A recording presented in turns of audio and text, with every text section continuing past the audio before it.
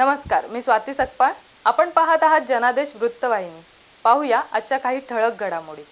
नवी मुंबई महापालिका निवडणूक 2026 करिता प्रभाग क्रमांक 17 मधून उभ्या असलेल्या भाजपाच्या उमेदवार उर्मिला सुरेश शिंदे, शीतल भोईर, अवधूत मोरे, ॲडव्होकेट निलेश भोजने यांच्या निवडणूक प्रचारार्थ माजी आमदार संदीप नाईक मैदानात उतरले आहेत.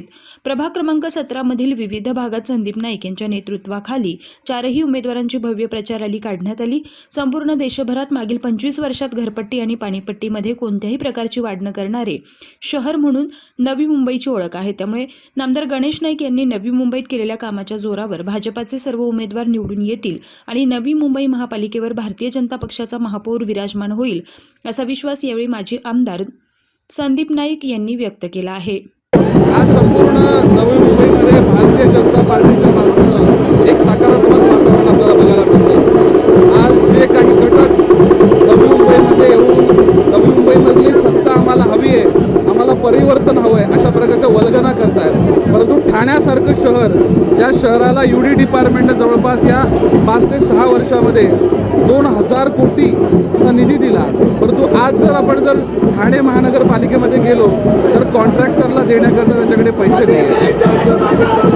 जी लोक जे नेतृत्व ठाण्यासारख्या शहरामध्ये UD सारखं डिपार्टमेंट असताना देखील ते शहराची व्यवस्था चांगल्या प्रकारे सांभाळू शकले नाहीत.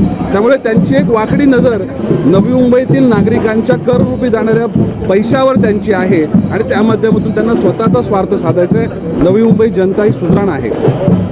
गेली 25 वर्ष आदरणीय गणेशजी नाईक साहेबांच्या नेतृत्वाखाली नवी मुंबई शहराचा झालेला विकास आणि या संपूर्ण शहराची व्यवस्था आणि या शहरामधील काश्मीरपासून कन्याकुमारीपर्यंत आणि महाराष्ट्रातल्या प्रत्येक तालुक्यातल्या प्रत्येक घटकाला सामावून घेण्याचं आणि सकारात्मक दृष्टीनं विकासाचा अजेंडा घेऊन जाण्याचं जे विजन आहे, या विजनलाच नवी मुंबईतील जनता त्या विजनच्या दृष्टीनं भारतीय जनता पार्टीला कौल देतील असा माझा ठाम विश्वास आहे.